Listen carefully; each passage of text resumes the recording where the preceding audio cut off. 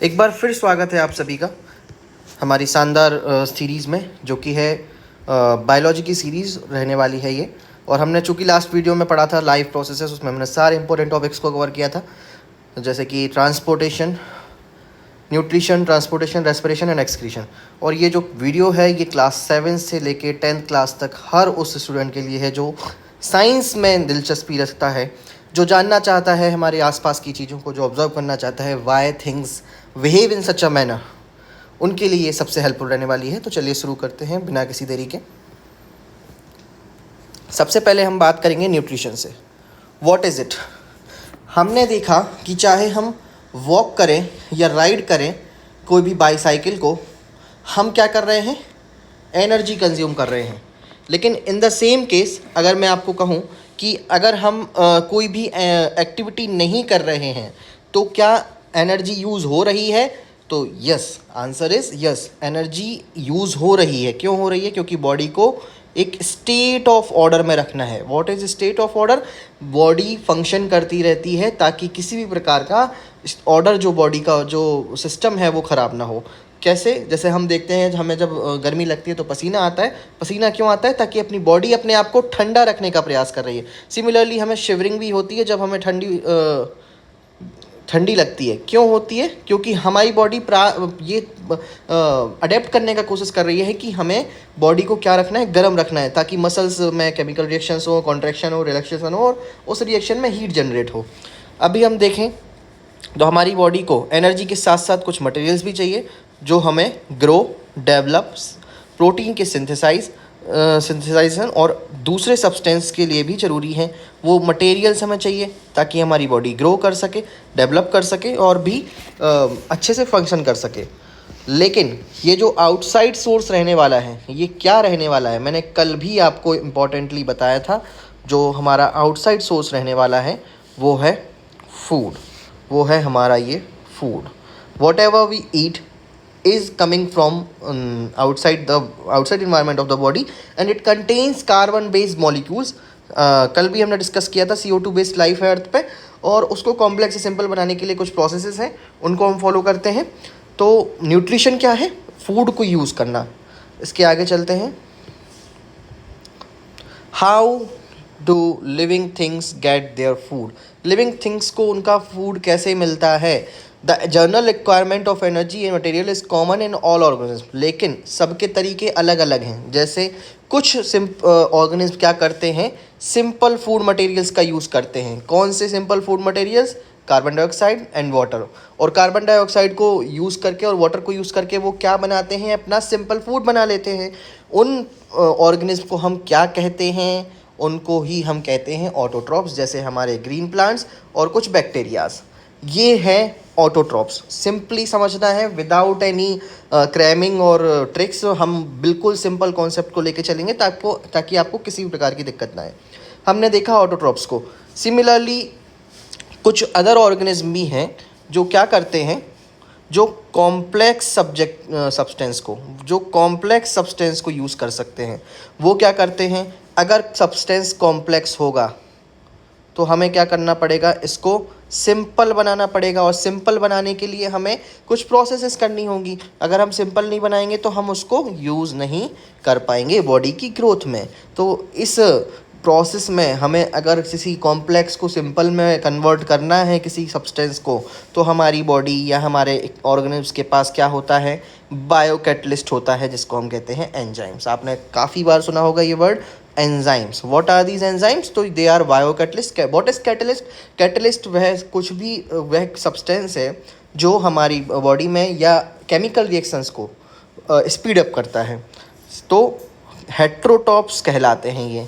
हमने देखा प्लांट्स क्या हैं? ऑटोट्रॉफ। फिर हमने देखा वो जो खाना खुद नहीं बना रहे लेकिन बाहर से ले रहे हैं और क्या कर रहे हैं?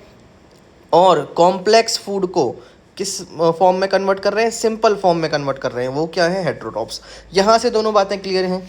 तो हमने यहाँ पढ़ा ऑटोट्रॉप्स और यहाँ सीखा हमने हेट्रोट्रॉप्स। क्या हैं ये? की पॉइंट दिया हुआ है, living things get their food either by making their own simple food from inorganic substances. तो यहाँ हमने बताया ऑटोट्रॉफ्स को इनऑर्गेनिक सब्सटेंसेस को लेते हैं CO2 एंड वाटर, और by taking in readymade complex food from other organism.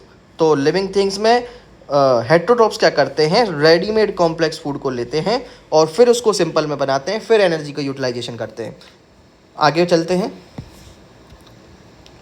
हाँ, अभी हम देखेंगे ऑटोट्रॉफिक मोड ऑफ न्यूट्रिशन क्या है ये। Make their own simple fruit form inorganic substance, ये हमें पता है क्या क्या सब्सटेंस, CO2 एंड H2O, ठीक है।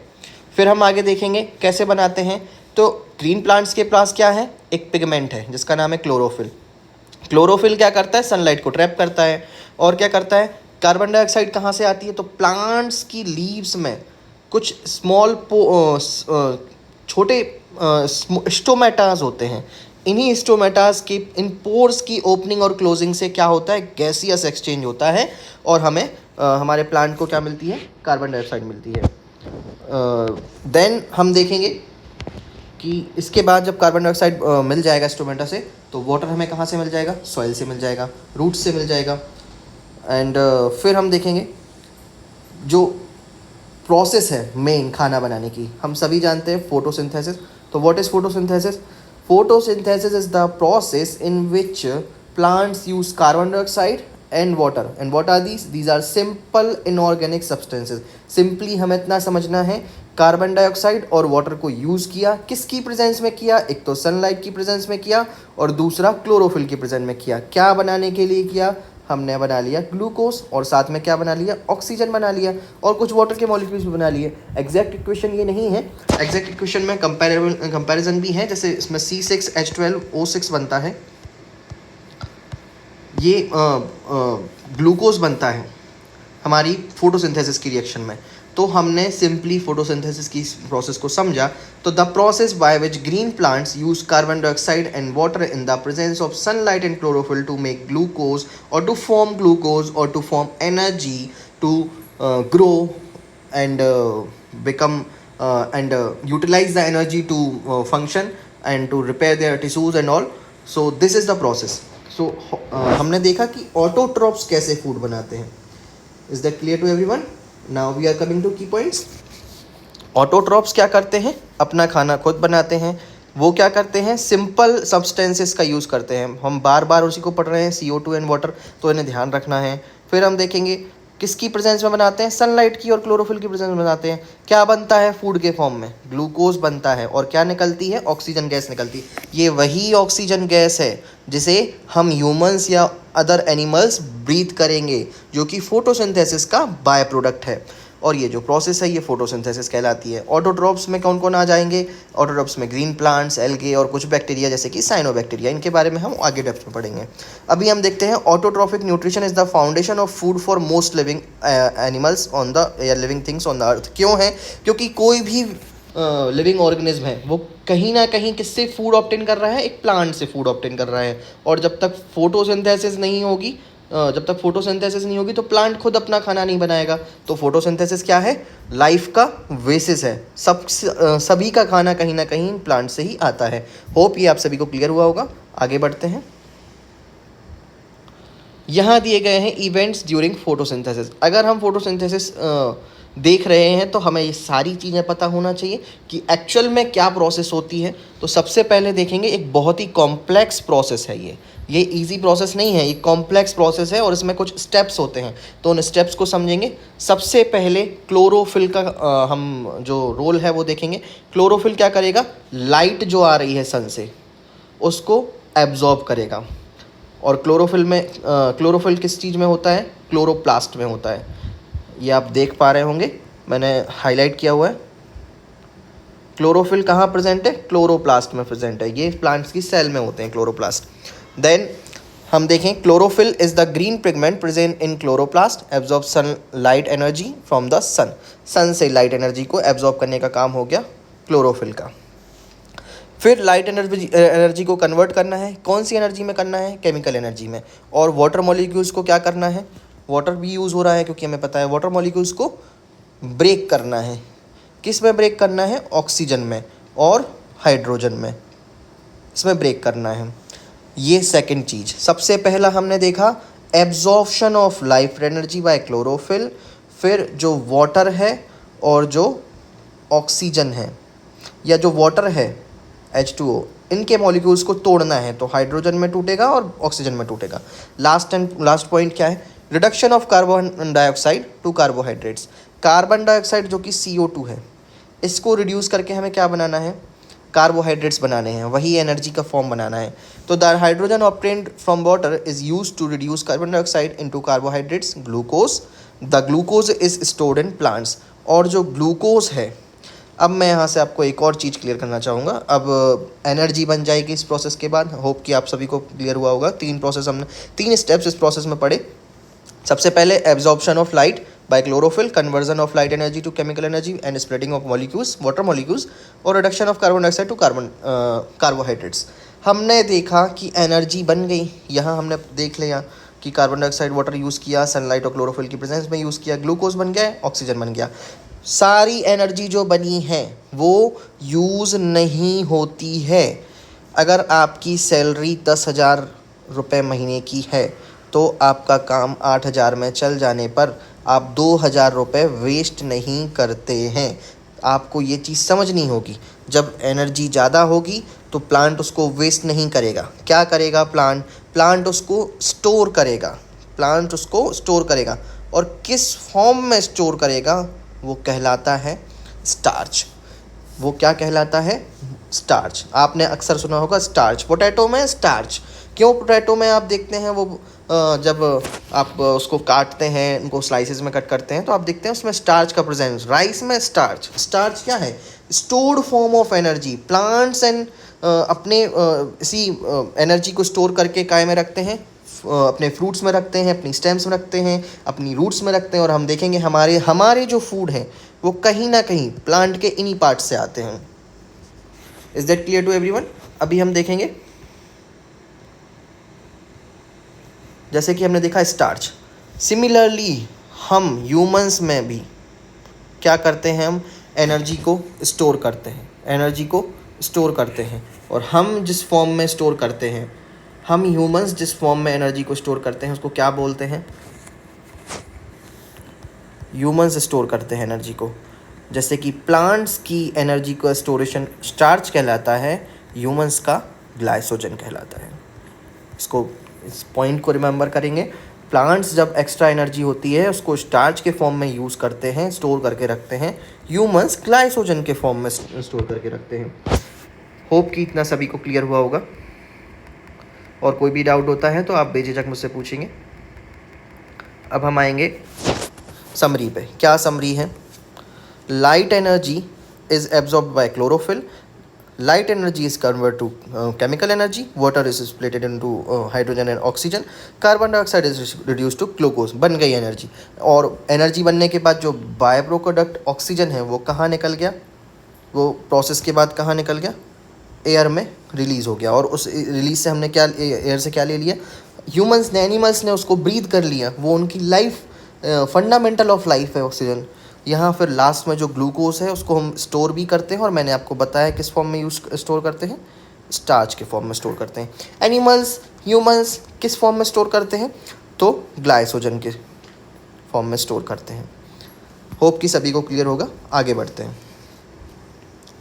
Another important aspect of photosynthesis, gateway of gaseous exchange. हम ये अक्सर देखेंगे।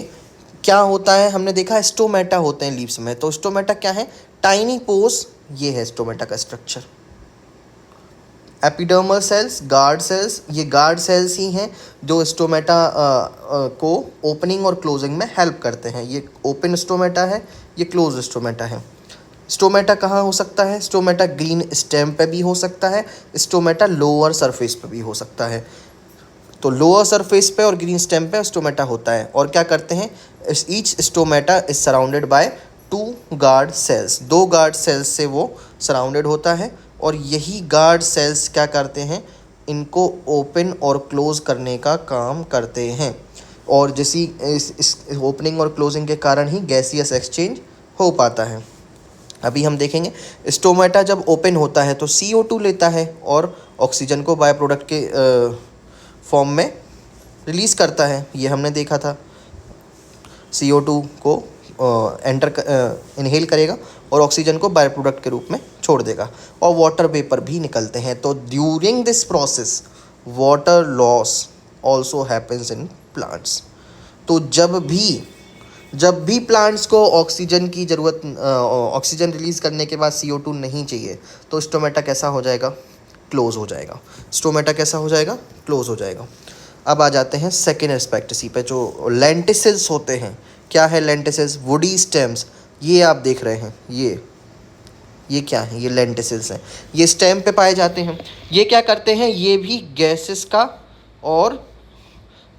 का एक्सचेंज करते हैं। किससे? आउटर एनवायरनमेंट से, आउटसाइड एयर से, और प्लांट की इनर टिश्यूज से। लेंटिसिल्स के पास कोई गार्ड सेल्स नहीं होते हैं। ये हमेशा ही कैसे रहते हैं? ओपन रहते हैं। अभी हम आते हैं थर्ड इम्पॉर्टेंट एस्पेक्ट पे, गैसियस एक्सचेंज में जो प्लांट्स में रिस्पॉन्सिबल है, वो है root hairs.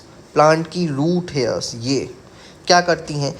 Tiny thin walled projections of epidermal cells present on the roots, और ये एक्सचेंज करती हैं गैसेस का रूट के बीच में और एयर स्पेसेस के बीच में, जो कि सॉइल में होता है।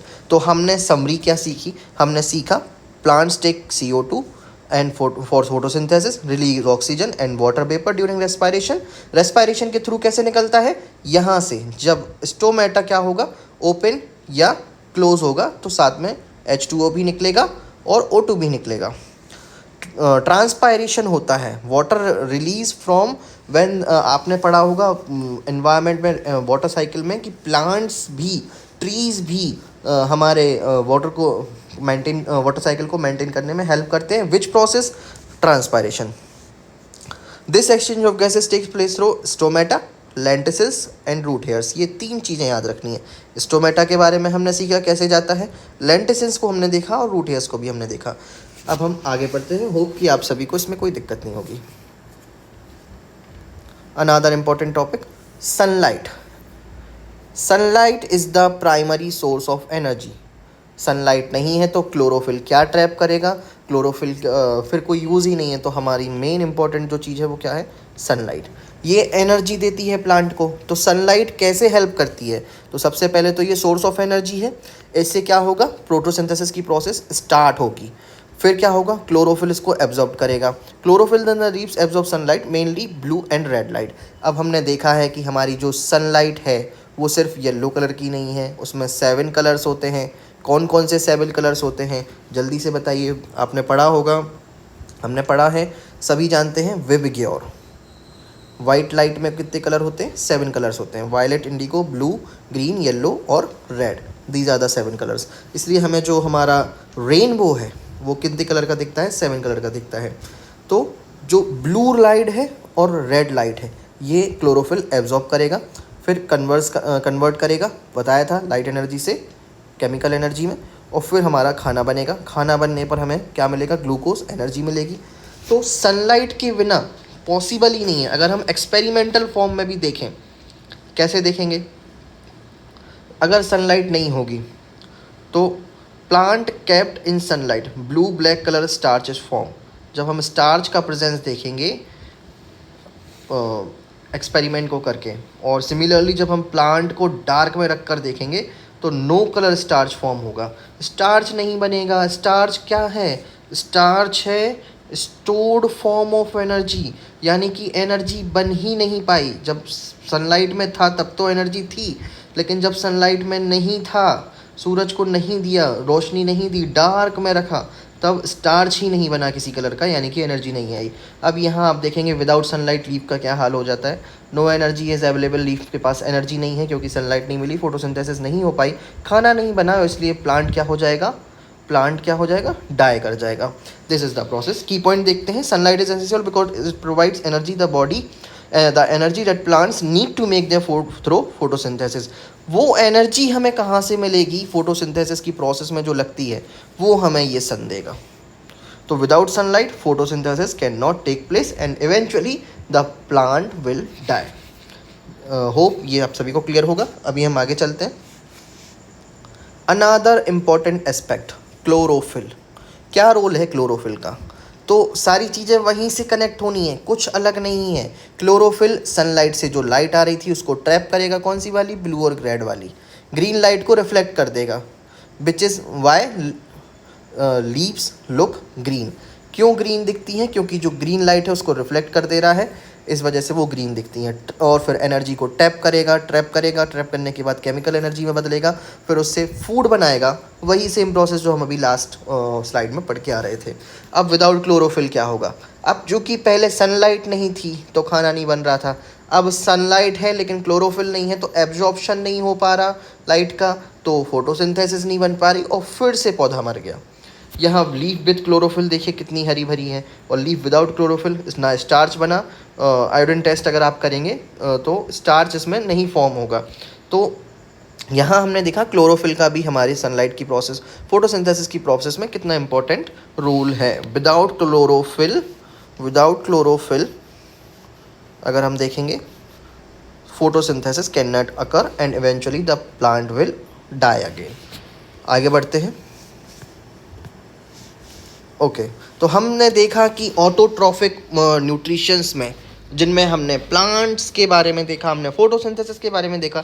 अब हम आने वाले हैं अनदर इम्पोर्टेंट एस्पेक्ट जो कि है हेट्रोट्रॉफिक न्यूट्रिशन। ये किन में होता है, ये उन ऑर्गेनिज्म में होता है जो अपना खाना नहीं बना सकते, जो किन पर डिपेंड है, जो किसी और पर डिपेंड है, जो किसी और ऑर्गेनिज्म पर डिपेंड है, उनके लिए ये होता है। क्या होता है, इन्हें कॉम्प्लेक्स ऑर्गेनिक फूड चाहिए और ये डायरेक्ट उसको यूज़ नहीं कर पाएंगे। इनको क्या चाहिए, इनको एंजाइम्स चाहिए ताकि उस कॉम्प्लेक्स को क्या बना लेंगे, सिंपल सब्सटेंस में बना लें। और सिंपल सब्सटेंस से क्या बनेगी, एनर्जी बनेगी, ग्रोथ होगी और दूसरी एक्टिविटीज़ भी कर पाएंगे। और इम्पॉर्टेंट चीज़, waste products are adjusted out. हम फिर वेस्ट को भी निकालना पड़ेगा। तो यहाँ एक प्रोसेस पूरी रन हो रही है। वहाँ हम सिंपल इनऑर्गेनिक फूड का यूज़, सब्सटेंसेस का यूज़ कर रहे थे, कौन से, H2O, water and carbon dioxide. लेकिन हम यहाँ कॉम्प्लेक्स का यूज़ करेंगे क्योंकि हम ये फूड जो हैं खुद नहीं बनाएंगे। तो इसमें हम देखेंगे कितने प्रकार के न्यूट्रिशंस होते हैं हेट्रोट्रॉफिक में। सबसे पहले आता है holozoic nutrition. Organism ingest solid food, digest it inside the body and absorb the nutrients. एक सॉलिड फूड को एक ऑर्गेनिज्म लेगा, उसको डाइजेस्ट करेगा और न्यूट्रिएंट्स ले लेगा। कौन कौन एग्जांपल है, अमीबा है, बर्ड है, काऊ है, डॉग है, ह्यूमन है, सारे एनिमल्स ये एग्जांपल्स हैं इसके। होलोजोइक मतलब सभी न्यूट्रिशंस को लेना है। कैसे लेना है, इंजेस्ट करना है सॉलिड फूड को, फिर उसको क्या करना है, उससे एब्जॉर्ब करने हैं न्यूट्रिएंट्स। फिर आता है saprophytic. What is this saprophytic nutrition? Organism obtain food from dead and decaying organic matter. कोई चीज़ सड़ी हुई है, मरी हुई है, और उस पर जाकर अगर कोई चीज़ ग्रो कर जाए, वहाँ से न्यूट्रिएंट्स प्राप्त कर ले। जैसे कि यहाँ आप देखेंगे ब्रेड माउल्स, ब्रेड में न्यूट्रिएंट्स थे तो माउल्स ने क्या किया, उनको डेड चीज़ पर जाकर अपने न्यूट्रिएंट्स को प्राप्त करना, वो न्यूट्रिशन का जो मोड है वो कहलाता है सेप्रोफाइटिक। होप आप सभी को समझ में आ रहा होगा। होलोजोलिक और हम होलोजोइक, यहाँ हमने देखा सेप्रोफाइटिक। कहाँ कहाँ होता है, फंगाई में होता है, मशरूम, ब्रेड माउल और कुछ बैक्टीरियाज में भी होता है। अभी हम आ जाते हैं last important type of mode of nutrition जो कि है पैरासाइटिक ऑर्गेनिज्म लिव ऑन और in a host obtain food from it. आपने देखा होगा अमरबेल को, कसकटा को, किसी भी प्लांट पर ऐसे चढ़ जाएगी अमरबेल और उससे अपना न्यूट्रिशन ऑब्टेन करती रहेगी। आपने देखा होगा टैप वॉर्म, आपने पढ़ा होगा लूज के बारे में। क्या है ये, वो हैं जो किसी दूसरे ऑर्गेनिज्म पर होस्ट पर, उसके को होस्ट बनाकर उस पर रहते हैं, उससे खाना लेते हैं और होस्ट को क्या करते हैं, हार्म करते हैं। होस्ट को क्या करते हैं, हार्म करते हैं। ऑब्वियस सी बात है, जब आप किसी दूसरे ऑर्गेनिज्म पर रहेंगे, उसको होस्ट बनाएंगे, उस पर रहेंगे, उससे न्यूट्रिएंट्स कंटिन्यूसली कंज्यूम करेंगे, तो आप कहीं ना कहीं उसे क्या कर रहे हैं, हार्म कर रहे हैं। इसका एग्जाम्पल टैपवर्म, लाउज और अमरबेल। इंपॉर्टेंस क्या है, तो heterotrophic nutrition is essential for surviving for many organism. Humans के लिए भी ये ज़रूरी है। और ये क्या करता है, transfer of energy from one organism to another in the food chain. अब आपसे एक क्वेश्चन है, जैसे ये कोई भी लिविंग ऑर्गेनिज्म था XYZ, वो जब मरा तो उसमें कुछ एक्स न्यूट्रिएंट्स थे, और मरने के बाद वो एक्स न्यूट्रिएंट्स कहाँ चले जाएंगे? सॉइल में चले जाएंगे। अगर यहाँ सेप्रोफाइटिक न्यूट्रिशन का कोई भी ऑर्गेनिक आके सरवाइव कर जाए और ये न्यूट्रिएंट्स अपने अंदर ले ले, तो कहीं ना कहीं ये भी किसी के द्वारा कंज्यूम किए जाएंगे, फिर ये किसी के द्वारा कंज्यूम करे जाएंगे, तो फिर कहीं ना कहीं एक क्या बनेगा? फूड चेन बनेगा। तो हमारी इन्वायरमेंट में फूड चेन को सस्टेन करने के लिए बहुत ही ज़रूरी है कि ये डिफरेंट टाइप्स ऑफ जो मोड ऑफ न्यूट्रिशंस हैं वो फूड चेन को सस्टेन करते रहें। होप कि आप सभी को समझ में आया होगा। चलिए आगे बढ़ते हैं। हमने देखा एग्जाम्पल होलोजोइक न्यूट्रिशन का। उसमें हम सबसे इम्पोर्टेंट जो देखते हैं वो है अमीबा का। अमीबा एक यूनिसेलुलर सिंगल सेल है, आप देख सकते हैं। ये फूड पार्टिकल है। ये कैसे इंजेस्ट करता है? इंजेक्शन बॉडी में लेगा। कैसे लेगा हम देखेंगे। इसने स्यूडोपोडियास को ये यहाँ देखिए ये कर दिया, उसको धीरे धीरे सराउंड कर लिया। किसकी हेल्प से? सूडोपोडिया। इसको कहते क्या है? इसको एनगल्फिंग कहते हैं। फिर क्या करेगा? फूड वैक्यूल बना लेगा, कंप्लीटली उसको अपनी सेल्स के अंदर, साइटोप्लाज्म के अंदर ले लेगा। फिर क्या करेगा? यहाँ डाइजेस्टिव एंजाइम सीक्रेट करेगा। फिर से एंजाइम वर्ड आया। जब भी कॉम्प्लेक्स फूड को हमें सिंपल में बदलना है, जब भी कॉम्प्लेक्स को हमें सिंपल में कन्वर्ट करना है, तो क्या चाहिए? हमें चाहिए एंजाइम्स। एंजाइम्स क्या करेंगे? फूड वैक्यूल को डाइजेस्ट करेंगे। डाइजेस्ट होने के बाद ये क्या होगा? एब्जॉर्ब होगा साइटोप्लाज्म में। जो न्यूट्रिएंट्स थे वो एब्जॉर्ब हो जाएंगे। और फिर हम देखेंगे जो अनडाइजेस्टेड वेस्ट था, क्योंकि हमने क्या पढ़ा था? हमने पढ़ा था कॉम्प्लेक्स से जब बनेगा सिंपल, तो उस प्रोसेस में एंजाइम भी चाहिए, एब्जॉर्प्शन भी होगा और वेस्ट भी बनेगा। और वेस्ट कैसे निकलेगा? इंजेक्शन की प्रोसेस से। इंजेक्शन करेंगे तो जो अनडाइजेस्टेड फूड है वो अपनी सेल वॉल के थ्रू ये उसने बाहर निकाल दिया। तो this is the simple process amoeba, a unicellular organism in which how it takes food। तो ये देखो ये अमीबा कैसे फूड कंज्यूम करता है। कितना प्यारा टेक्निक है। कहीं भी आपको कुछ रखने की ज़रूरत नहीं है। उसने स्यूडोपोडिया का यूज़ करके फूड को सराउंड किया, उसको फूड वैक्यूल्स बनाए और एंजाइम्स छोड़ के उसको डाइजेस्ट किया, एब्जॉर्ब किया और फिर एडजस्ट कर दिया। Amoeba engulfs food using pseudopodia, forms a food vacuole, digests the food, absorbs nutrients, eliminates the waste. Nothing is, I think it is difficult for any of you. It will be very easy. सिर्फ समझने की बात है और सिर्फ नज़रिए की बात है। हमें चीज़ों को समझना पड़ेगा विदाउट एनी कॉम्प्लेक्सिटी। आगे बढ़ते हैं। अब आ जाते हैं humans, parts of alimentary canal. हमने सभी की बात कर ली, अब हम बात करेंगे अपनी ह्यूमंस की। आखिर ह्यूमंस में जब खाना माउथ से जाता है तो आगे उस खाने का क्या होता है और कैसे हमें एनर्जी मिलती है। तो सबसे पहले हम देखेंगे इस पार्ट में न्यूट्रिशन। आने वाली क्लासेस में हम पढ़ेंगे रेस्पिरेशन, क्योंकि हमने कल पढ़ा था लाइफ प्रोसेसेस में कि हमें न्यूट्रिशन के साथ अगर हमें फूड से एनर्जी बनानी है तो हमें क्या चाहिए? हमें चाहिए ऑक्सीजन, जो हमें रेस्पिरेशन से मिलेगी। तो फिलहाल हम इस पार्ट में क्या करने वाले हैं? अपने बहुत ही इम्पोर्टेंट टॉपिक एलिमेंट्री कैनाल को कवर करने वाले हैं। चलिए देखते हैं। सबसे पहले आ जाएगा माउथ या buccal cavity. Injection begins from the mouth. तो मुंह से शुरू करेंगे तो हम देखेंगे पार्ट्स ऑफ द माउथ। तो ये हमारे लिप्स हैं, ये फूड को माउथ में इनटेक करने में हेल्प करते हैं। टीथ्स हैं, कट, टीयर, ग्राइंड। टीथ भी डिफरेंट टाइप्स के होते हैं। यहाँ हम देखेंगे incisors, canines, premolars and molars. Molars वो हैं जो इसने आप दाढ़ के नाम से जानते हैं। इंसीजर्स क्या करते हैं? ये 4 इंसीजर हैं, ये फूड को कट करेंगे। कैनाइंस 2 ऊपर 2 नीचे, तो 4 होते हैं, टीयर करते हैं फूड को। और प्रीमोलर्स जो 8 होते हैं वो क्रश और ग्राइंड करते हैं। बाकी जो हैं वो मोलर्स हैं। मोलर्स मतलब ये लास्ट का और ये लास्ट का, ये प्री मोलर क्रश और ग्राइंडिंग की हेल्प करते हैं फूड को क्रश और ग्राइंड करने में। अभी हम देखेंगे माउथ के कंपोनेंट्स। तो यहाँ टंग है, सलाइवा को मिक्स करने में हेल्प करेगा। अभी हम देखेंगे सलाइवा क्या है। एक्चुअली में जब भी हम फूड को माउथ में लेते हैं तो वो क्या कहलाता है? इंजेक्शन कहलाता है।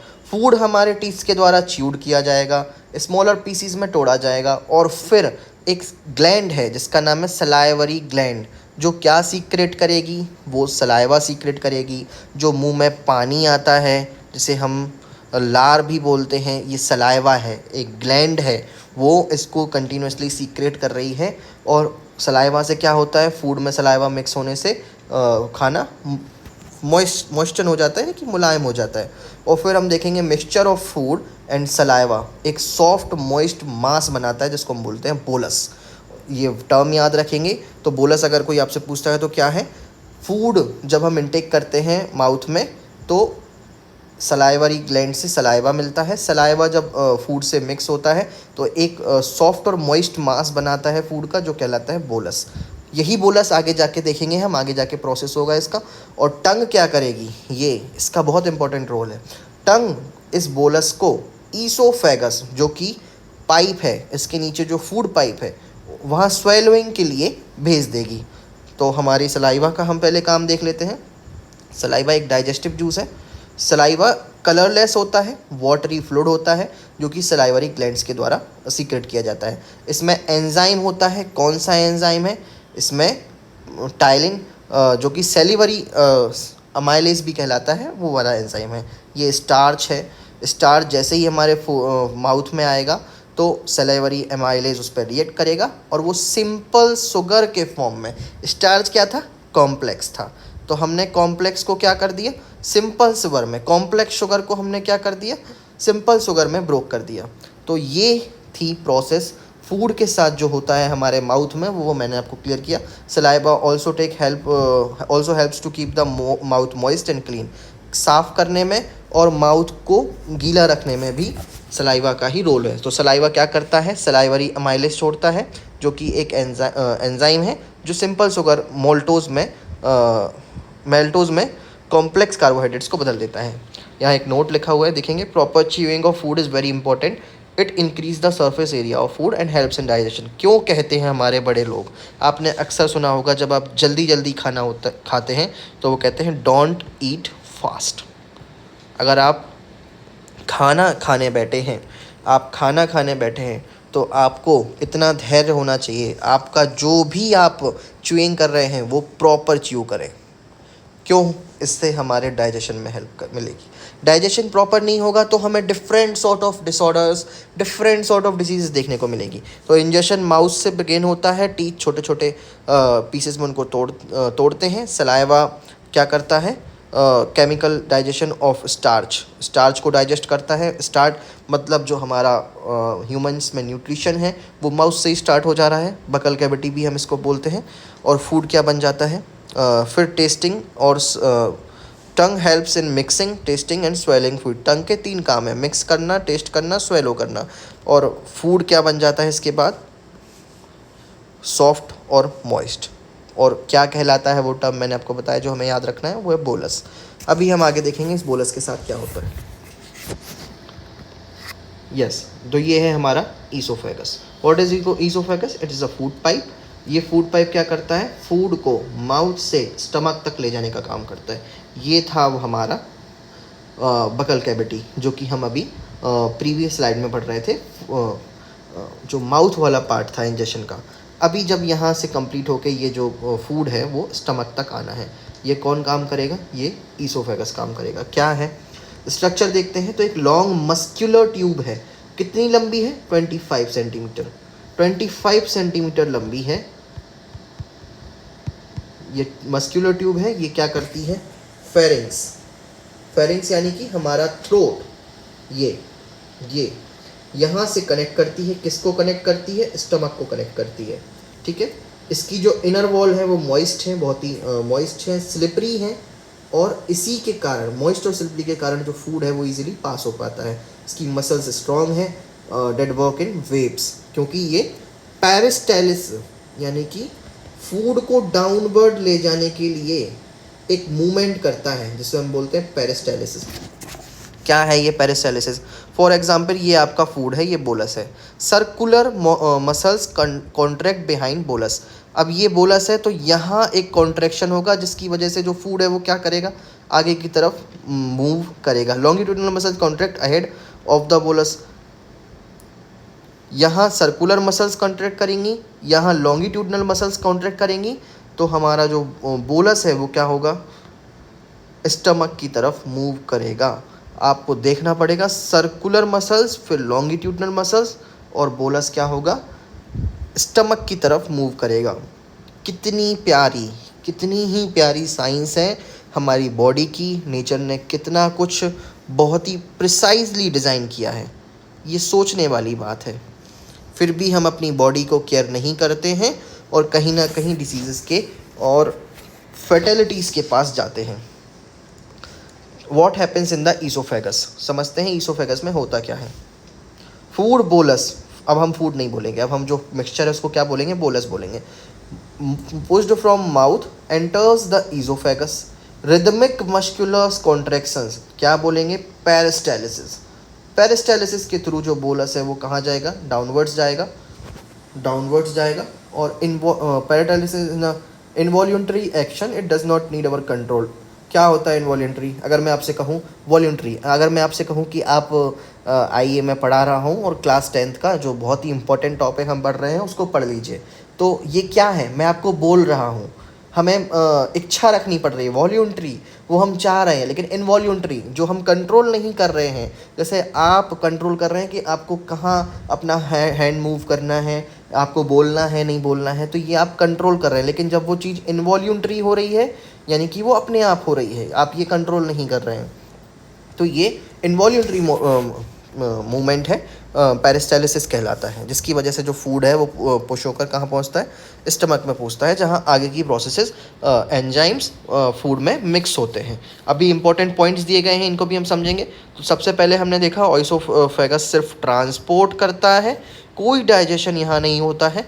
पेरिस्टालिसिस वो मूवमेंट है, ये हमें याद रखना है। और फूड जो है वो माउथ से स्टमक की तरफ जाता है, सिर्फ एक ही डायरेक्शन में जाता है।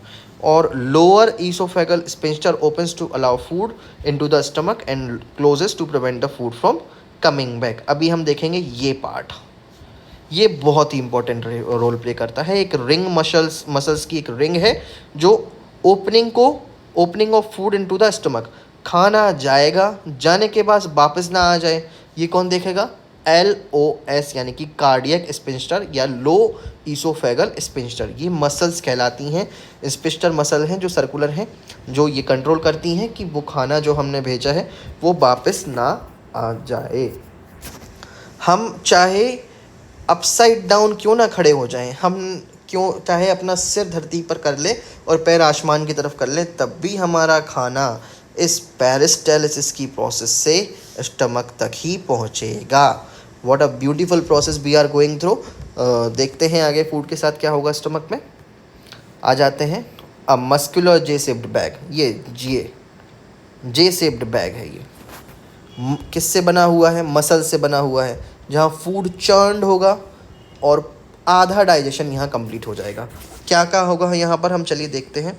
तो what happens in the food, फिर हम बोलेंगे उसको बोलस जो कि ईसोफेगस से स्टमक में आया था। यहाँ गैस्ट्रिक जूस मिलेंगे, क्या होगा, गैस्ट्रिक जूस मिलेंगे।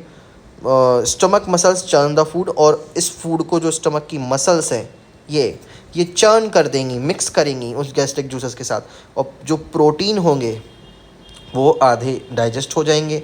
Food changes into semi liquid, आधा लिक्विड बन जाएगा, और इसी को हम यहाँ क्या बोलेंगे, कायम बोलेंगे। हम इसको यहाँ क्या बोलेंगे, कायम बोलेंगे। हम जब फूड को बकल कैविटी में थे तो क्या बोल रहे थे, बोलस, क्योंकि वहाँ सलाइवरी एमाइलेज से स्टार्च को हमने क्या बनाया था, सिंपलर मेल्टोज में कन्वर्ट किया था। ये सब शुगर के एक फॉर्म है, तो मेल्टोज में हमने सिंपलर सब्सटेंस में उसको तोड़ा कॉम्प्लेक्स से, तो हमने उसको बोलस बोला। लेकिन यहाँ हमने चर्न करके फूड को एक सेमी लिक्विड फॉर्म में बनाया, जिसको हम क्या कह रहे हैं, चाइम बोल रहे हैं। कायम is slowly released into small, और धीरे धीरे यही जो कायम है वो कहाँ जाएगा, यहाँ से पॉलीरिक स्फिंक्टर वाल्व। यहाँ हमने क्या देखा था, कार्डियक स्फिंक्टर वाल्व, और ईसोफेगस लोअर स्फिंक्टर मसल्स हमने यहाँ देखी थी जो एंटर करने के लिए और फूड वापस ना जाए ये सब एंजॉय कर रही थी। तो ये होता है स्मॉल फूड के साथ स्टमक में। सबसे पहले यहाँ हम देखेंगे गैस्ट्रिक जूसेस, उनके कंपोजिशंस और उनके फंक्शन। वाटर क्या करता है, फूड को एसिडिक मीडियम प्रोवाइड करने के लिए हेल्प करता है। कौन सा एसिड आता है, HCl आता है। HCl क्या करता है, इसका pH क्या होता है, 3.5 होता है, 1.5 होता है। ये क्या करता है, हार्मफुल बैक्टीरिया को किल कर देता है फूड में जो भी रह गए होते हैं। आपने अक्सर सुना होगा किसी अपने घर में किसी बड़े को कि एसिडिटी हो गया और उसके लिए हम एक सॉल्यूशन भी यूज़ करते हैं इंस्टेंट, आपने देखा होगा इनो। क्या है इनो? एसिड कैसे न्यूट्रल होता है? तो एसिड में अगर हम बेस को मिलाएंगे तो एसिड क्या हो जाएगा? एसिड प्लस बेस न्यूट्रल हो जाएगा, न्यूट्रल हो जाएगा। तो हमने क्या किया, हमारी बॉडी में HCl निकल रहा था, HCl कई बार ज़्यादा निकल आता है तो हमें क्या हो जाती है? एसिडिटी हो जाती है। इसी एसिडिटी को कम करने के लिए हम क्या देंगे? एक बेस देंगे, इनो। हमने बेस दे दिया तो क्या हो गई? हमारी एसिडिटी ख़त्म हो गई। This is the thing. यहाँ हमारे ग्रास रूट लेवल पर साइंस आती है, ये हमें समझना होगा। फिर हम देखेंगे एक एंजाइम है। एंजाइम हमने बताया था क्या है? बायो कैटलिस्ट है जो फूड के डाइजेशन में हेल्प करते हैं। तो पेप्सिन एंजाइम है, कहाँ से क्या करेगा? ये प्रोटीन्स को डाइजेस्ट करेगा और उन्हें सिंपल पेप्टोन्स में ब्रेक कर देगा। म्यूकस क्या है? अब चूंकि मैंने आपको बताया HCl रिलीज हो रहा है, HCl हाईली कंसनट्रेटेड एसिड है, तो उससे हमारा जो स्टमक है, इसकी मसल्स भी तो बर्न हो सकती हैं। तो म्यूकस एक लाइनिंग है, क्या करती है ये लाइनिंग? ये लाइनिंग है जो हमारे स्टमक को इस कंसनट्रेटेड HCl से हमारी मसल्स को की इनर लाइनिंग को हमारे स्टमक की इनर लाइनिंग को बचाती है। कैसे? HCl से और एंजाइम से। रेनिन है, रेनिन होता है इन्फेंट्स में, ये हम में नहीं होता लेकिन हम फिर भी देखते हैं। जो कर्डल्स मिल्क प्रोटीन, रेनिन क्या होता है? मिल्क में जो कैसीन प्रोटीन होता है। आप टाइप A और टाइप B आपने सुना होगा काउस के बारे में या मिल्क के बारे में। क्या है ये? हम सभी ये सारे जो कैसीन प्रोटीन से रिलेटेड जितनी भी बातें हैं वो हम एक पर्टिकुलर वीडियो में समझेंगे। कैसे जो मिल्क है आज वो लैब में बन रहा है, कैसीन प्रोटीन क्या होता है, इसके बेसिस पे क्यों हम डिफ़र करते हैं काउस को एंड जो कैटेगरी ऑफ मिल्क है उसको। तो कैसीन प्रोटीन बहुत ही इंपॉर्टेंट है। कैसीन प्रोटीन को डाइजेस्ट करने में रेनिन का यूज़ होता है और ये सिर्फ बच्चों के लिए होता है। हमें यहाँ ये मेन चीज़ें देखनी है। स्टमक के और क्या की पॉइंट्स हैं? तो 1.5 लीटर्स ऑफ फूड एक बार में ये होल्ड कर सकता है, 1 से 1.5 लीटर। स्टमक में कुछ समय के लिए ये फूड रहता है। Mixing food thoroughly through with gastric juices के साथ ये मिक्स करता है। ओनली प्रोटीन डाइजेशन बिगिंस, यानी यहाँ पे सिर्फ क्या होता है? प्रोटीन का डाइजेशन होता है। कार्बोहाइड्रेट्स, फैट्स यहाँ बहुत कम ही डाइजेस्ट होंगे और कार्बोहाइड्रेट्स यहाँ पे डाइजेस्ट ही नहीं होंगे। हमने देखा था जो हमारा फूड है वो माउथ से जब एंट्री किया तो यहाँ क्या हुआ? सलाइवा ने उसको बोलस में बदला, यहाँ ओइसोफेगस में बिल्कुल डाइजेशन नहीं हुआ और यहाँ स्टमक में उसने गैस्ट्रिक जूसेस से प्रोटीन का डाइजेशन शुरू हो गया, लेकिन फैट्स भी थोड़े थोड़े शुरू हो गए, लेकिन कार्बोहाइड्रेट्स अभी नहीं डाइजेस्ट होंगे।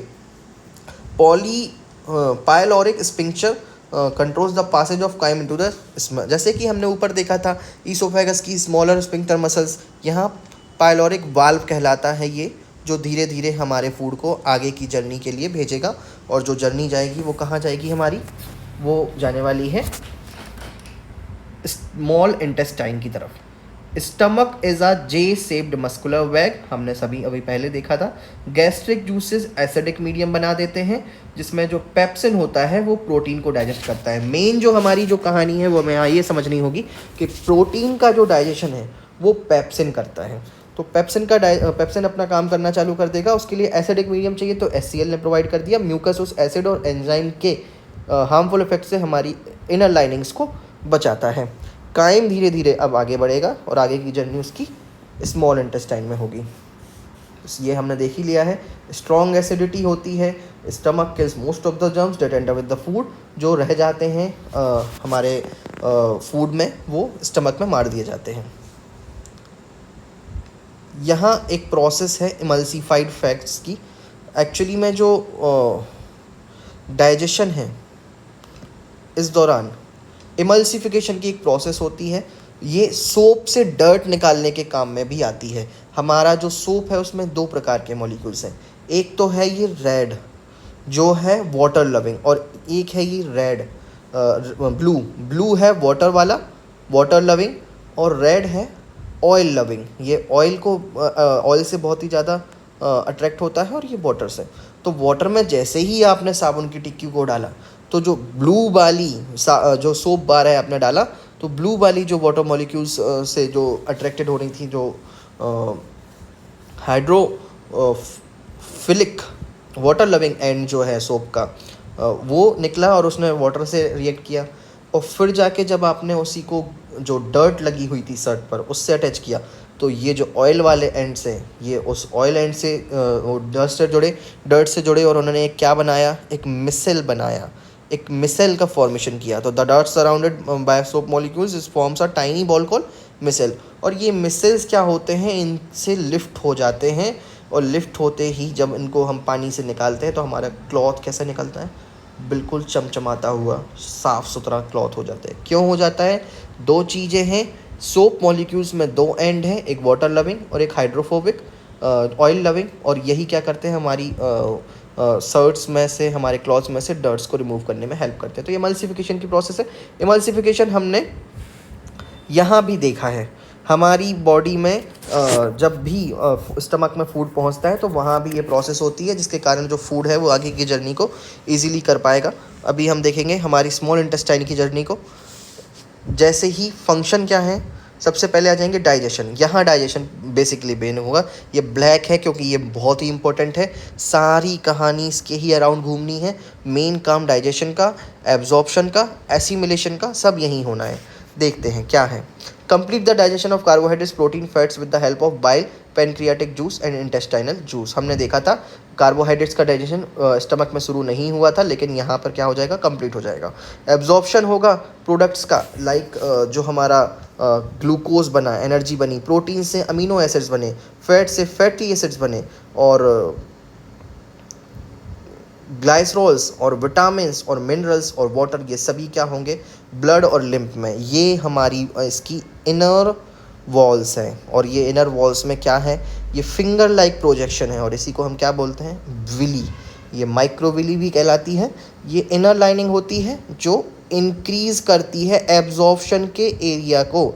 इसके थ्रू फूड को पास होना है, तो जो भी न्यूट्रिएंट्स हमारी प्रोसेस में निकले, डाइजेशन के प्रोसेस में निकले, वो बॉडी क्या कर लेगी, एब्जॉर्ब कर लेगी। इसके बाद क्या है, immune function contains lymphoid tissues, pairs, patches which helps protecting the body from harmful pathogens। ये harmful pathogens से भी हमारी बॉडी को प्रोटेक्ट करती है। सिक्रेशन करती है किसका, सिक्रेटिन और कॉलीसाइकोटिन, और डाइजेशन और एब्जॉर्प्शन को रेगुलेट करती है। Motility mixes moves the food with the help of muscular movement, और यहाँ पर भी एक मस्कुलर मूवमेंट होती है जिसको मोटिलिटी बोलते हैं, और उस फूड को आगे भेजेगी। सरफेस एरिया कैसे बढ़ता है, विली के थ्रू बढ़ता है। एब्जॉर्प्शन कंप्लीट हो चुका है, और एब्जॉर्प्शन को हमने कैसे देखा, विली के कारण ये एब्जॉर्प्शन हुआ है। फिर हम देखते हैं सीक्रेशंस को, कौन सा ऑर्गन क्या सीक्रेट करने वाला है। जो हमने जूसेस पढ़े थे, तो सबसे पहला काम है बाइल, जो कहाँ से मिलेगा, हमें लीवर से मिलेगा। बाइल क्या करेगा, bile emulsifies fats into tiny droplets, neutralize acidic chyme and provides alkaline medium. जो एसिड बना था HCl, उस HCl को कम करना है, हमें क्या बनाना है, एल्कलाइन। तो कौन बनाएगा, लीवर से आने वाला बाइल। फिर आ जाता है पेनक्रियास। पेनक्रियास क्या होता है, ये जो आप छोटा सा देख रहे हैं, ये है पेनक्रियास, स्टमक के जस्ट नीचे। Pancreatic juice contains enzymes, trypsin, amylase और लाइपेज। ये 3 एंजाइम हैं, और इसके अलावा भी कई सारे एग्जाम हैं। मेन हमारे जो हमें लर्न करने हैं या रिमेंबर रखने हैं, वो ये 3 हैं, जो हमारे मेजर न्यूट्रिएंट्स को क्या करेंगे, डाइजेस्ट कर लेंगे। सबसे पहले लीवर से बाइल आएगा, पेनक्रियास से ट्रिप्सिन, एमाइलेज और लाइपेज, ये एंजाइम्स भी आएंगे। पेनक्रियाटिक जूस हम इनको कलेक्टिवली बोलते हैं। फिर इंटेस्टाइनल ग्लैंड्स से हमें क्या मिलेगा, तो सबसे पहले हमें मिलेगा इंटेस्टाइनल जूस, जिसमें मैल्टेज, सुक्रेज, लैक्टेज, पेप्टिसाइड्स और लाइपेज, ये सभी क्या हो जाएंगे, डाइजेशन को कंप्लीट करने में हेल्प करेंगे। ये इंटेस्टाइनल ग्लैंड्स हैं, ये इनर वॉल्स हैं। ये मेन हमें लीवर का ध्यान रखना है, पेनक्रियास का याद रखना है, और यहाँ हमें प्रोटीन्स का जो डाइजेशन हमने कहाँ कौन सा शुरू किया, कौन सी प्रोसेस कहला रही थी, वहाँ से काइम बना, बोलस बना, ये सारी चीज़ें देखनी है। ये है duodenum. First C shaped receives chyme from the stomach, यहीं से क्या होना है, फूड एंटर होना है। फिर क्या है, jejunum, middle part, major site of digestion and absorbs. यहाँ ये मैं जो भी हाइलाइटेशन कर रहा हूँ वो इस पार्ट में कर रहा हूँ। ये जो बाहर वाला आप देख रहे हैं ये लार्ज इंटेस्टाइन है। स्मॉल इंटेस्टाइन नाम स्मॉल है लेकिन चूँकि ये कॉइल्ड है, अराउंड 5 मीटर्स की ये एडल्ट ह्यूमन बीइंग में होती है। फिर है इलियम, और ये लास्ट पार्ट कहलाता है जो विटामिन B12 और बाइल सॉल्ट्स को क्या करता है, एब्जॉर्ब करता है, और जो भी न्यूट्रिएंट्स रह जाते हैं उसको एब्जॉर्ब करता है। ये लास्ट पार्ट कहलाता है। तो हमने काफ़ी सारी चीज़ें पढ़ी, चलिए इसको रिवाइज़ करते हैं। तो समरी है, एलिमेंट्री कैनाल कितनी लंबी है, 6 से 7 मीटर लंबी है। Main site of for completing digestion and absorption, यहीं पर एब्जॉर्प्शन होना है, मेन साइट है ये। डिओडेनम, जीजोनम एंड एलेनम, ये कहाँ पर है, ये पार्ट्स हैं। स्टार्टिंग का डिओडेनम, फिर जीजेनम मिडिल पार्ट, और एलेनम लास्ट पार्ट। फिर क्या है, ब्लड कैपिलरीज जो हैं ये क्या आ रही हैं, ये ब्लड कैपिलरीज आ रही हैं, यहाँ से फूड के न्यूट्रिएंट्स गुजर रहे हैं तो यहाँ से क्या हो जाएगा, एब्जॉर्ब कर लेंगी और सारी बॉडी में क्या कर देंगी, ट्रांसफ़र कर देंगी। Plays an important role in immunity and hormone regulation. तो ये रेगुलेशंस में, हार्मोन के रेगुलेशन में भी स्मॉल इंटेस्टाइन हमारा एक बहुत ही इंपॉर्टेंट रोल प्ले करती है। Main site of digestion and absorption है। अगर फिल इन द ब्लैंक्स या फिर किसी भी प्रकार के ऑब्जेक्ट्स में आपसे पूछता है तो वो भी आपको ध्यान रखना है। आगे बढ़ते हैं। न्यूट्रिशन तो हो गया, हमने देख लिया, एब्जॉर्प्शन हो गया। अब हम देखेंगे हमारा लास्ट पार्ट जो था वेस्ट को रिमूव करना। तो एब्जॉर्ब वाटर, सॉल्ट और किससे निकालना है, अनडाइजेस्टेड फूड में से। वो जो पच नहीं पाया तो उसमें क्या रहेगा, वाटर रहेगा और कुछ सॉल्ट रहेंगे, तो उनको लेने का काम लार्ज इंटेस्टाइन का, ये बड़ी वाली जो आंत है इसका, और उसमें से क्या कर देना है, बाकी सबको फीसेस बनानी है।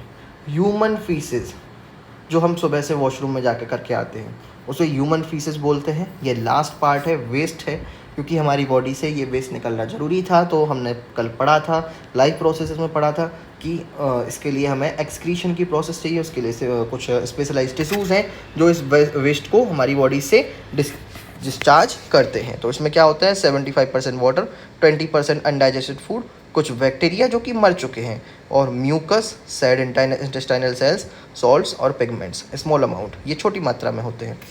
फिर हम देखते हैं काम क्या है।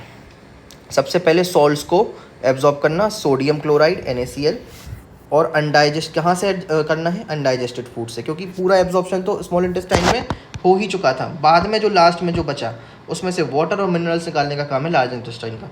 ये एक सुटेबल मीडियम देता है किसके लिए, for the growth of helpful bacteria जो यूज़फुल है हमारी बॉडी में। जैसे जो बैक्टीरिया विटामिन K बनाते हैं या कुछ B कॉम्प्लेक्स विटामिन बनाते हैं, उनके लिए ये सुटेबल मीडियम देता है। Waste material is compacted as storage as faeces rectum. ये रेक्टम में वेस्ट मटेरियल को, जो फीसस है, उसको स्टोर करेगा और एलिमिनेट करेगा बॉडी से एनस के थ्रू डिफिकेशन करेगा, या फिर जो वेस्ट है उसको एडजस्ट करेगा, एडजस्टन की प्रोसेस होगी। What happens in the large intestine? तो undigested food from the small intestine enters through the ileocacal valve। कहाँ है ये ileocacal valve? तो हम देखेंगे जहाँ से ये जॉइनिंग होती है स्मॉल इंटेस्टाइन से, जब फूड आता है लार्ज इंटेस्टाइन में तब इलियोकेशियल वाल्व के थ्रू ये आता है। और फिर हम देखते हैं हमारे जो वाटर और सॉल्ट्स हैं वो एब्जॉर्ब होते हैं, और बैक्टीरिया जो है वो रिमेन करते हैं और विटामिन्स प्रोड्यूस करते हैं। कौन से विटामिन, B कॉम्प्लेक्स विटामिन्स और vitamin K। Waste is compacted to form faeces बना देंगे। Faeces are stored in rectum, ये भी देख लिया, और निकाल देंगे एनस के थ्रू। ये है पूरी कहानी, इसमें किसी को कोई डाउट नहीं होना चाहिए। फिर से एक बार इंपॉर्टेंट पॉइंट्स देखेंगे। 1.5 मीटर की वो हम देख रहे थे 5 से 6 मीटर्स की स्मॉल वाली, बड़ी ये है लेंथ में, लेकिन हम किसको बोल रहे हैं, लार्ज इंटेस्टाइन, इसको। क्यों, क्योंकि ये दिखने में बड़ी है और ये ज़्यादा बड़ी है, लेकिन ये कैसी है, कॉइल्ड है। कॉइल्ड क्यों है, ताकि सरफेस एरिया बढ़ जाए और विली को ज़्यादा टाइम मिल जाए, किसका, एब्जॉर्प्शन का। किसका टाइम चाहिए, एब्जॉर्प्शन का टाइम चाहिए। It does not digest food, ये फूड को डाइजेस्ट नहीं करती है, डाइजेशन तो स्टमक में और एब्जॉर्प्शन स्मॉल इंटेस्टाइन में। इट स्टोर्स फीसेस, फीसेस को स्टोर करती है। और अपेंडिक्स एक स्मॉल स्ट्रक्चर है लास्ट में यहाँ, ये क्या है, at the beginning of the large intestine and does not have any important role in digestion. इसका कोई मेन रोल नहीं है किस चीज़ में, डाइजेशन में। फिंगर लाइक स्ट्रक्चर है और इसका कोई भी रोल नहीं है किस चीज़ में, डाइजेशन की प्रोसेस में। केशियम में हम देखेंगे पाउच लाइक बिगिनिंग है, ये यहाँ से शुरुआत होती है और यहीं वो इलियोकेशल वाल्व है जहाँ से लार्ज इंटेस्टाइन में फूड जो है वो पहुँचता है। फिर कोलोन है, असेंडिंग कोलोन है जो अपराइट जाती है, यहाँ डिसेंडिंग कोलोन है जो लेफ़्ट जाती है। ट्रांसवर्स हॉरिजॉन्टल पार्ट है एब्डोमेन का। और ये थी पूरी प्रोसेस। एक फैक्ट भी दिया गया है, if water is not absorb in the large intestine the waste remains loose and watery. अगर लार्ज इंटेस्टाइन ने वाटर का एब्जॉर्प्शन नहीं किया तो हमारा जो फीसेस है बहुत ही लूज और वाटरी रहेगा। Absorption of water is the reason why the faeces become firm and can be easily eliminated. It is very important point, हमें ध्यान रखना होगा। अगर हमारी बॉडी से जो लार्ज इंटेस्टाइन जो अनडाइजेस्टेड फूड है उससे वाटर को नहीं निकालेगी, सॉल्ट्स को नहीं निकालेगी, तो वो फीसेस के through outside the body discard हो जाएंगे और वो प्रॉपरली डिस्कार्ड भी नहीं होंगे और न्यूट्रिएंट्स का भी लॉस होगा। Bacteria in the large intestine do not cause disease, जो हमारी लार्ज इंटेस्टाइन में है उनसे कोई बीमारी नहीं होती है, विटामिन्स बनाने में हेल्प करते हैं और help in some fermentation of undigested food को फर्मेंट करने में भी ये हेल्प करते हैं। दो यहाँ पर टर्म आए हैं, एक तो egestion, the process of removing faeces from the body through the anus regulates the entry of food from small intestine to large intestine. हमने देखा था इलियोसियल वाल्व जो कि यहाँ है। आगे बढ़ते हैं, लास्ट पार्ट हमारी बॉडी से रिमूवल का जो कि एनस और रेक्टम का है। रेक्टम में स्टोर्ड था, यहाँ से निकालेंगे जो वेस्ट है। फंक्शन क्या है, final part of the alimentary canal stores eliminates faeces from the body. Rectum में जो फीसेस था उसको एलिमिनेट करना है। The internal anal sphincter keeps anus closed automatically. जो ये इंटरनल स्फिंक्टर है इसको हमेशा बंद ही रखता है, लेकिन एक्सटर्नल क्या करता है, जब भी विली के नीचे ये होता है ये ओपनिंग को कंट्रोल करता है। एक्सटर्नल स्फिंक्टर जो वॉल्यूंट्री है जिसे हम कंट्रोल कर सकते हैं, फिर समझिए ये इनवॉल्यूंट्री है, इसे हम कंट्रोल नहीं कर सकते हैं। When we decide to pass the stool external sphincter release, जब भी हम चाहते हैं तो हम इसको रिलीज़ करते हैं और हमारा जो फीसेस है वो निकल जाता है, जो वेस्ट मैटर है। Faecal matter is pushed out through the anus defecation, anus के थ्रू ये बाहर जाता है। Process helps to keep the body clean and healthy. अगर ये होता रहेगा तो हमारी बॉडी में जो वेस्ट है वो नहीं रहेगा और हमारी बॉडी कैसी रहेगी, हेल्दी रहेगी। डिफिकेशन कैसा होता है, when the rectum is filled with faeces it's wall stretches. जैसे ये भर जाता है तो इसकी वॉल स्ट्रेच करती हैं और हमें लगता है कि अब हमें वॉशरूम जाना चाहिए या फिर हमें स्टूल करने के वो जो वेस्ट है उसको निकालना चाहिए। We get the urge to pass stool pass करने की हमें इच्छा होती है और हमारी जो एक्सटर्नल स्फिंक्टर ये वाली जो वॉल्यूंट्री मसल्स हैं ये रिलैक्स होती हैं और फीसेस को एनस के थ्रू बाहर निकाल देती हैं। ये स्फिंक्टर है, होल्डिंग स्टूल कैसे होल्ड करता है, और ये ग्लासिंग स्टूल जब ऊपर ओपन होता है तो ऐसे हम अपने वेस्ट को रिमूव कर सकते हैं। फंक्शंस हमने देख लिए, डिफिकेशन देख लिया। इंपॉर्टेंट पॉइंट, रेक्टम स्टोर करेगा, इंटरनल एंड स्पेक्टर इनवॉल्यूंट्री है, एक्सटर्नल वॉल्यूंट्री है। डिफिकेशन एक बहुत ही इंपॉर्टेंट है बॉडी के लिए। Proper diet in water, regular physical activity help in easy bowel movement. तो हमारे वेस्ट रिमूवल की जो प्रोसेस है उसमें भी हमारी एक्सरसाइजेस जो हमारी बॉडी करती है वो बहुत हेल्पफुल होती है। फैक्ट क्या है, 12 से 15 सेंटीमीटर लॉन्ग है। एनस का डाइजेशन में कोई रोल नहीं है, लेकिन ये एलिमिनेशन ऑफ वेस्ट करता है। We should not ignore the urge to pass stool as it may cause discomfort and इनलेस। हमें कभी भी फीसेस को रोकना नहीं चाहिए। कई लोग प्रयास करते हैं कि हम उसको होल्ड करें, but it's not a good thing. कभी भी अगर हमें ऐसी अर्ज होती है तो हमें उसको रिमूव करना चाहिए। So that's all about the alimentary canal. We have learn everything from where the if we talk about from where we have begin. तो हम देखते हैं, हमने देखा था एलिमेंट्री कैनाल, हमने देखी थी माउथ से कैसे फूड को हम एंट्री करते हैं और यहाँ सलाइवरी माइलेज क्या करता है, सलाइवा को मिक्स करता है, सलाइवा मिक्स होता है और वो जो कॉम्प्लेक्स शुगर है वो स्टार्च में बदल जाती है और हम यहाँ से बोलस कहना चालू कर देते थे। फिर हम यहाँ ईसोफेगस में आए थे, फिर स्टमक में आए थे, स्टमक में हमने चर्न किया था तो चाइम बना था, लीवर से बाइल निकला था, पेनक्रियास से पेनक्रियाटिक जूस निकले थे, फिर यहाँ से स्मॉल इंटेस्टाइन में फूड गया था। यहाँ पर हमने एक मसल्स भी देखी थी जो स्टमक से स्मॉल इंटेस्टाइन में फूड को ट्रांसफ़र कर रही थी। स्मॉल इंटेस्टाइन में हमने देखा था एब्जॉर्प्शन हुआ था। फिर हमने देखा था कि वहाँ से लार्ज इंटेस्टाइन में जाएगा, लार्ज इंटेस्टाइन में वाटर और मिनरल जो भी बच गया होगा वेस्ट फूड से उसको लिया जाएगा और फिर रेक्टम में स्टोर करके एनस के थ्रू इजेक्ट कर दिया जाएगा। That was the process. Parts of alimentary canal in order, जैसे हमने पढ़ा, mouth, oesophagus, stomach, small intestine, large intestine. Rectum वहाँ है जहाँ वो वेस्ट स्टोर होगा, एनस वो है जहाँ से निकलेगा। इसमें से रोल किस किस का नहीं है, अगर हम देखें रोल किस किस का नहीं है डाइजेशन में। डाइजेशन में रोल नहीं है ईसोफेगस का, डाइजेशन में रोल नहीं है रेक्टम का, डाइजेशन में रोल नहीं है एनस का। किसका रोल है? माउथ का रोल है, स्टमक का रोल है, स्मॉल इंटेस्टाइन का रोल है, लार्ज इंटेस्टाइन का भी रोल है। सिर्फ किस में? अनडाइजेस्टेड फूड में से वेस्ट मटेरियल को या वाटर को एब्जॉर्व करने में। देखते हैं हम हमारे कुछ इंपॉर्टेंट क्वेश्चंस जो कि हम देखते हैं लास्ट में जो हमारे क्वेश्चंस दिए गए हैं। सबसे इम्पोर्टेंट क्वेश्चन जो हमें सबसे पहला जो क्वेश्चन मिला है वो है ऑटोट्रॉफिक न्यूट्रिशन और हेट्रोट्रॉफिक न्यूट्रिशन में डिफरेंस। अब हमने देखा था वो प्लांट्स या वो ऑर्गेनिज्म जो अपना food simple inorganic substance CO2 और वाटर से बनाएंगे।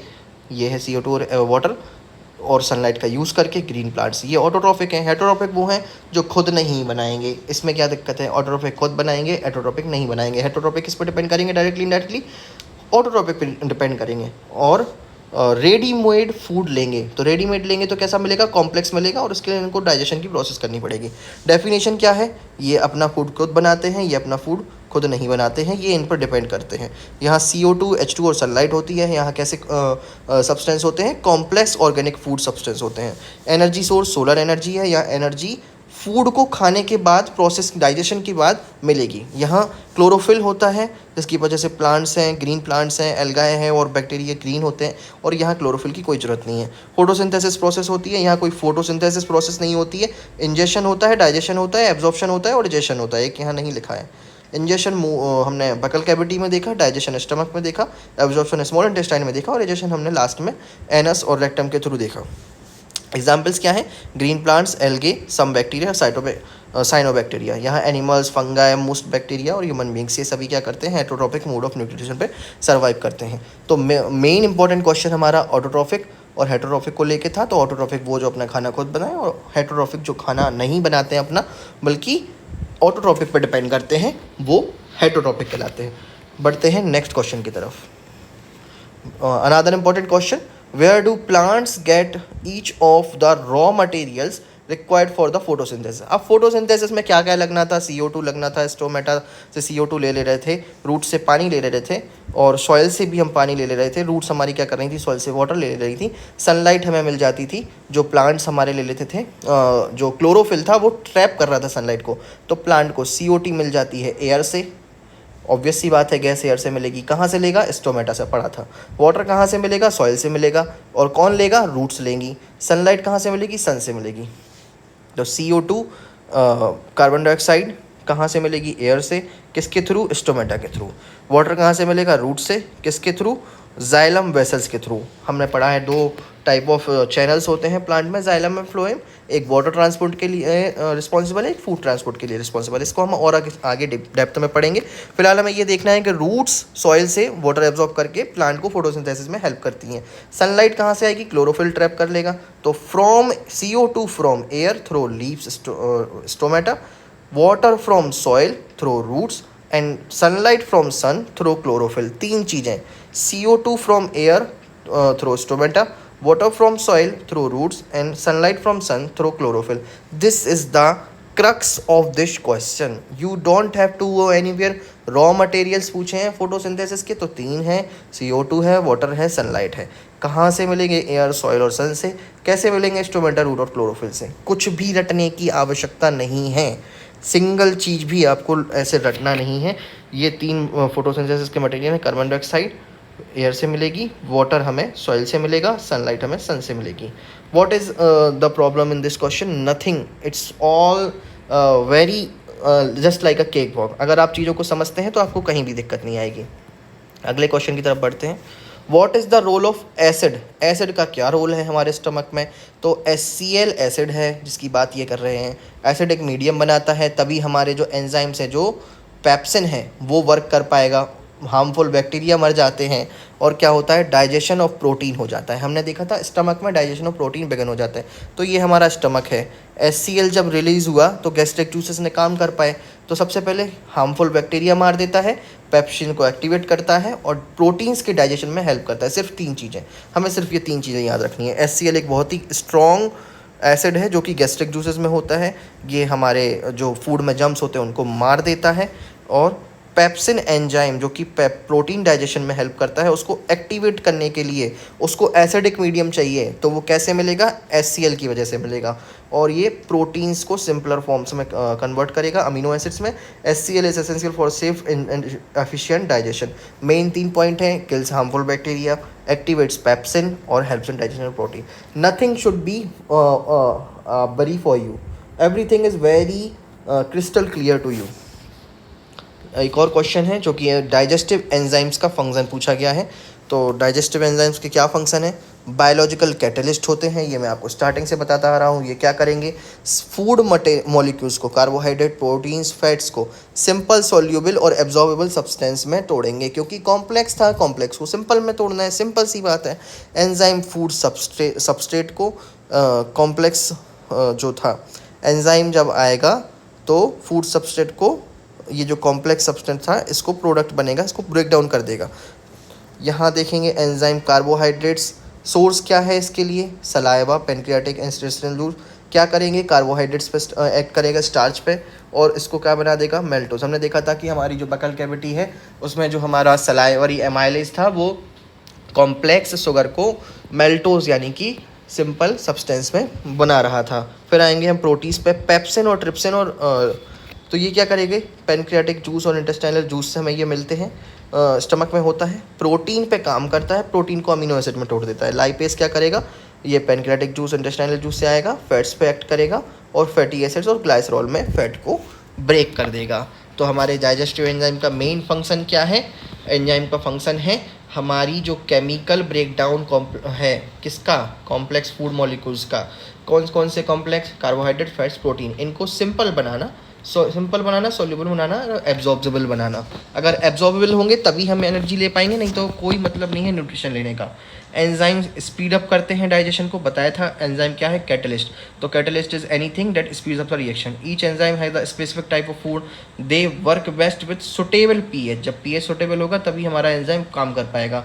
और एब्जॉर्प्शन में, complete digestion, absorption of nutrients, ये एब्जॉर्प्शन में और डाइजेशन में हेल्प करते हैं। और हमारी जो प्रॉपर एंजाइम्स हैं वो हमारी बॉडी को हेल्दी रखते हैं और एनर्जेटिक रखते हैं। तो ये एंजाइम्स के फंक्शन थे। लास्ट क्वेश्चन की तरफ बढ़ते हैं। How is small intestine digested to designed to absorb digested food? तो हमने देखा था विली, हमने पढ़ा था villi like finger like projection है।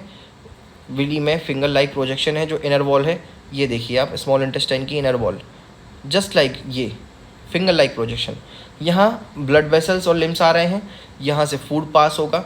तो small intestine is highly folded, has small finger like projection called villi and microvilli, increases the surface area and help in efficient absorption of nutrients into blood and limb। कैसे होता है? Carbohydrates हैं, simple sugars हैं, उनको blood capillaries में absorption, proteins का blood capillary में absorption, fatty acids का लिम्फ वेसल्स में एब्जॉर्प्शन, वाटर का भी ब्लड कैपिलरीज में, और ये सभी एब्जॉर्ब होकर हमें एनर्जी, ग्रोथ और रिपेयर के लिए मदद करते हैं। तो मेनली जो आंसर है वो है स्मॉल इंटेस्टाइन में क्या होते हैं? Highly folded small finger like projection होते हैं, जिन्हें हम विली कहते हैं। ये विली है, विली के कारण ही हमारा जो खाना है वो उसका सरफेस एरिया बढ़ता है और हमारा एब्जॉर्प्शन कंप्लीट हो पाता है। That's all about it. हमने आज की क्लास में बहुत कुछ सीखा। हमने प्लांट्स के बारे में देखा, कैसे प्लांट्स अपना खाना बनाते हैं, फोटोसिंथेसिस की प्रोसेस हमने देखी। हमने देखा कैसे जो सनलाइट को, CO2 को और क्लोरोफिल, वाटर, सब चीज़ों को यूज़ करके फोटोसिंथेसिस की प्रोसेस होती है, प्लांट्स अपना फूड बनाते हैं। ऐसे ही सिमिलरली हमने एनिमल्स में देखा, हमने अमीबा में देखा, और हमने सबसे इम्पॉर्टेंट ह्यूमन डाइजेस्टिव सिस्टम को क्लियर किया। होप आप सभी को कोई भी दिक्कत नहीं होगी, और अगर कोई दिक्कत होती है, कोई डाउट होता है, तो आप बेझिझक पूछेंगे। ये वीडियो क्लास 7 से 10th क्लास के उन सभी छात्रों के लिए था जो साइंस में रुचि रखते हैं, जिन्हें न्यूट्रिशन में किसी भी प्रकार का डाउट था, और जो ये जानना चाहते थे कि फूड हमारी बॉडी में कैसे डाइजेस्ट होता है। That's all about it. Thanks a lot. Keep supporting and keep following the upcoming video.